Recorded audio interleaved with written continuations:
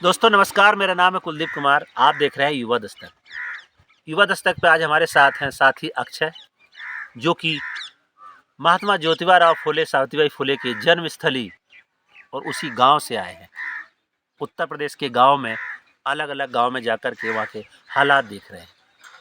माली समुदाय में जन्मे ज्योतिबा राव फुले सावित्रीबाई फुले ने को आज कौन नहीं जानता, जो हर व्यक्ति के लिए, हर इंसान के लिए एक प्रेरणा स्रोत है। सत्यशोधक समाज की स्थापना से लेकर के हर गांव गली में खास तौर से बालिकाओं की शिक्षा के लिए एक ज़मीनी स्तर पे काम करने वाले, पहला स्कूल खोलने वाले ज्योतिबा राव फुले और सावित्रीबाई फुले के समुदाय से आने वाले अक्षय आज हमारे साथ हैं और युवा दस्तक पे हम उनके अनुभव को जानेंगे, क्योंकि अक्षय ने भी अपनी पढ़ाई के साथ साथ उन्होंने सोशल वर्क का अपना लक्ष्य बनाया है और खुद महाराष्ट्र के सतारा के Yashwantrao Chauhan school of social work से वो मास्टर ऑफ सोशल वर्क की डिग्री हासिल कर रहे हैं। उसी के दौरान वो उत्तर प्रदेश के अलग अलग गांव में यहाँ की जाति व्यवस्था के छुआछूत, यहाँ के हालात को देखने परखने के लिए यहाँ आए हुए हैं। आज युवा दस्तक पे हमारे साथ हैं, हम अक्षय से बात करें। अक्षय, आपका स्वागत है, अपना परिचय बताइए। नमस्कार सर जी। मेरा नाम अक्षय सर्जा सुपकाड़ है जी। मुकाम पोस्ट पलसी जी। तालुका कोरेगांव जिला सातारा से मैं आता हूँ। मेरी पढ़ाई MSW में चल रही है। मैं Yashwantrao Chauhan school of social work Jakatwadi Satara से मैं MSW की पढ़ाई कर रहा हूँ अभी। तो मैं यहाँ पर BPT के लिए आया हूँ। जी। ब्लॉक प्लेसमेंट ट्रेनिंग हमारी चल रही है, जी। जो दलित अधिकार मंच है बुंदेलखंड, वहाँ पर हमें प्लेसमेंट के लिए भेजा है।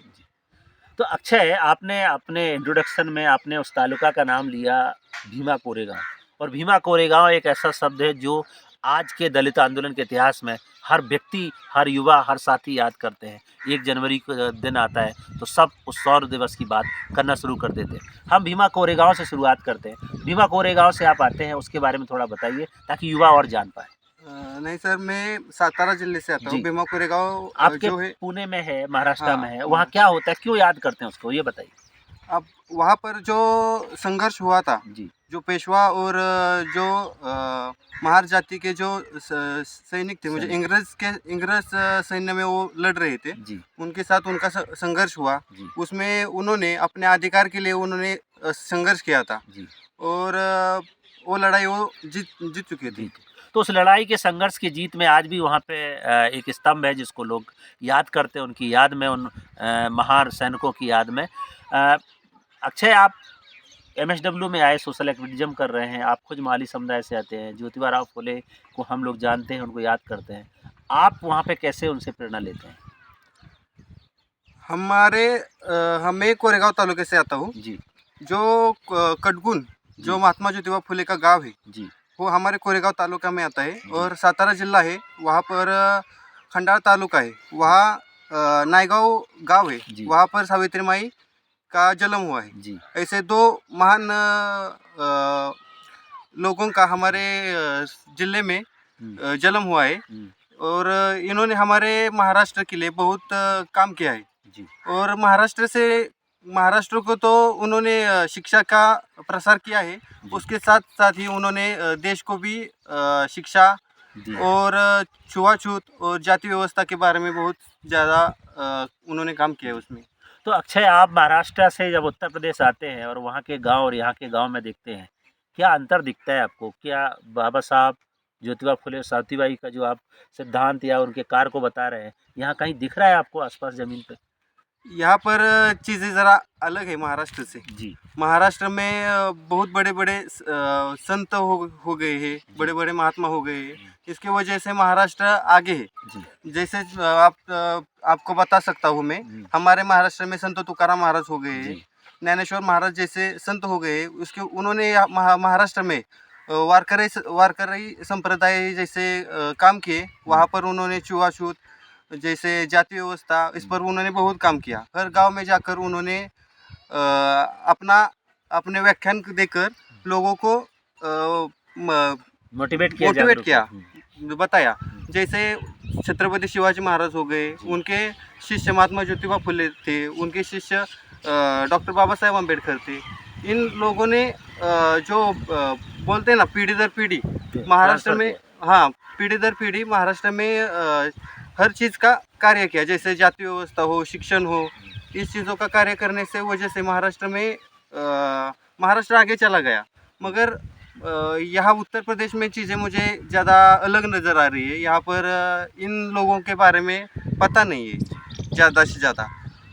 तो यहाँ के लोगों को मालूम होना चाहिए, महात्मा ज्योतिबा फुले के बारे में पता होना चाहिए, डॉक्टर बाबा साहेब अम्बेडकर को उन्होंने पढ़ना चाहिए और उसके साथ साथ बच्चों का एजुकेशन पर ध्यान देना जरूरी है। तो अक्षय, जब आप ज्योतिबा फुले के गांव से बुंदेलखंड के गांव में आते हैं तो आपको क्या अंतर दिखता है, क्या आपको परिदृश्य दिखता है जो आपने महसूस किया है यहाँ पे आकर? कोई एक दो एग्जाम्पल अगर आप बताना चाहें। यहाँ पर छुआछूत ज़्यादा स्तर पर है। लोग यानी कि वर्ण व्यवस्था यहाँ पर ज़्यादा है। तो लोग तो कहते हैं कि छुआछूत खत्म हो गया है, देश में कहीं छुआछूत है ही नहीं। आपने क्या देखा? नहीं, छुआछूत एक कोरोना वायरस है, वो कभी भी फैल सकता है। हमारे महाराष्ट्र में अभी छुआछूत नहीं है, मगर वो फैल सकता है। ऐसा नहीं हम कह सकते कि वहाँ पर भी नहीं हो सकता। तो अक्षय कह रहे हैं कि छुआछूत तो एक कोरोना वायरस है जो कभी भी और कहीं भी फैल सकता है। उत्तर प्रदेश में फैला हुआ है, महाराष्ट्र में भी फैल सकता है, क्योंकि ये एक वायरस की तरह इससे काम करता है। जी, तो हमें इसके लिए जो हमारे जो समाज सुधारक है उनके हर बार प्रेरणा लेनी चाहिए और उनकी किताब हर घर में होनी जरूरी है ताकि ये कोरोना वायरस वहीं पर रोका जा सके। तो अक्षय का कहना है कि छुआछूत रूपी कोरोना वायरस को रोकने के लिए हमें अपने महापुरुषों की किताबों को पढ़ना पड़ेगा। आज युवा दस्तक पे आपको बहुत सारे युवा देख रहे हैं, उनको आप क्या संदेश देंगे, कैसे वो इस वायरस को रोक सकते हैं? आपको ज़्यादा से ज़्यादा पढ़ाई करनी पड़ेगी। यूपी में ज़्यादातर पढ़ाई की काफ़ी दिक्कत है जी। ज़्यादा से ज़्यादा लोग जो विमल या ऐसे कई मद्यपान जैसे पदार्थों का सेवन कर रहे हैं। इसके वजह से वो जो चीज़ करनी चाहिए उस पर उनका फोकस नहीं है, जो चीज़ नहीं करनी चाहिए उस पर उनका ज़्यादा फोकस है। तो उन्हें एजुकेशन पर ध्यान देना चाहिए और जो हमारे यूपी की जो महिला है उन्हें सक्षम होना पड़ेगा।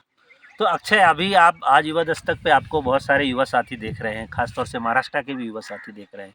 तो महाराष्ट्र के युवा साथियों के लिए आप क्या संदेश यहाँ से भेजना चाहते हैं कि मैंने यूपी में आकर के देखा है, आप महाराष्ट्र में बैठ के जो दुनिया देखते हैं वो दुनिया नहीं है, दुनिया असल में कुछ और है जो हम लोग यहाँ पे जाके देख रहे हैं, उनके लिए क्या संदेश है आपका? जो हम महाराष्ट्र में जो पुस्तक में जो पढ़ते हैं, जो महात्मा फुले ने लिखी होगी किताब हो, चाहे डॉक्टर बाबा साहेब अम्बेडकर जी ने लिखी हुई किताब हो, उसमें जो लिखा हुआ है वो जो आपको हकीकत देखना हो तो आप यूपी में आकर देख सकते हैं वो क्या चीज़ें हैं। तो हमें इसके लिए काम करना पड़ेगा और हम एक दो काम कर नहीं चलेगा, सबको मिलकर काम करना पड़ेगा। तो एक दो से काम नहीं चलेगा, हमें सबको मिलकर के काम करने पड़ेगा और इसी कड़ी को जोड़ने के लिए युवा दस्तक काम करता है। युवा दस्तक संविधान दिवस से युवाओं के द्वारा शुरू किया गया एक ऐसा कैंपेन है जो युवाओं के हक की बात करता है, युवाओं के सपनों की संघर्ष की बात करता है, भारत के संविधान की बात करता है और संविधान में दिए समतामूलक समाज और समता, स्वतंत्रता, बंधुता और न्याय की बात करता है। तो आप संविधान के बारे में युवाओं को क्या मैसेज देना चाहेंगे, क्योंकि आपने संविधान को कब जाना और किस तरीके से संविधान मूल्यों के लिए काम कर सकते हैं? हाँ, संविधान के लिए काम करना जरूरी है। हमारे जो Yashwantrao Chavan school of social Jakatwadi का जो कॉलेज है वहाँ पर पद्मश्री लक्ष्मण माने जी का जो उपरा वो किताब है उसमें भी काफ़ी हद तक बहुत अच्छा वो किताब है। वो सब लोगों को पढ़ना चाहिए, वो हर भाषा में किताब है। तो मैं बताना चाहता हूँ कि वो किताब भी आप जो ज़रूर पढ़ें। और अभी महाराष्ट्र में महात्मा ज्योतिबा फुले का सत्यशोधक जो पिक्चर रिलीज हुआ है उसके वो भी सब लोगों को देखना चाहिए और हिंदी में है तो हिंदी में भी यूपी के लोगों को देखना जरूरी है। और जो हमें संविधान के बारे में बोलते हैं तो संविधान हमें पूरी तरह से आत्मसात करना पड़ेगा और उसके साथ चलना पड़ेगा। तो संविधान को आत्मसात करना पड़ेगा और उसके साथ चलना पड़ेगा। आज युवा दस्तक पे हमारे साथ अक्षय आए जिन्होंने बहुत बेबाकी से ज्योतिबा फुले के गांव से चल के उत्तर प्रदेश के गांव में यहाँ के हालात को देखने का जो अनुभव है उसको लेकर के वापस जब महाराष्ट्र में जाएंगे तो वहाँ यूनिवर्सिटी और तमाम लोगों के साथ इस हालात, इस परिस्थिति को रखेंगे। आज युवा दस्तक पे आपको बहुत सारे युवाओं ने देखा, उन युवाओं के लिए आपका कोई छोटा सा मैसेज, कोई संदेश जो आपको आज युवा दस्तक पे देख रहे हैं? हाँ, मैं यूपी के लिए संदेश देना चाहता हूँ कि जैसे मैंने उरई में आया था, तो उरई में सावित्री माई का उत्सव बहुत धूमधाम से मनाया गया।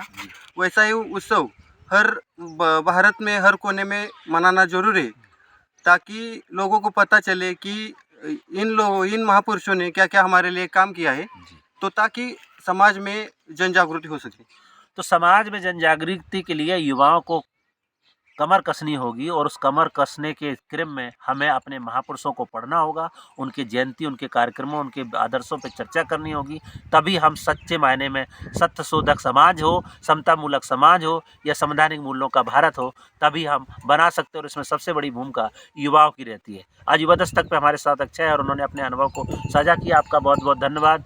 हमारी शुभकामनाएं है कि आप जरूर अपने मिशन में कामयाब हों। युवा दस्तक ऐसी युवाओं की आवाज़ को हर रोज़ आप सबके साथ साझा करते हुए देश में युवाओं की आवाज़ को बुलंद करता आ रहा है। आज की चर्चा में इतना ही। कल फिर मिलेंगे एक नए युवा साथी के साथ। तब तक के लिए नमस्कार। जय भीम, जय संविधान। देखते रहे युवा दस्तक।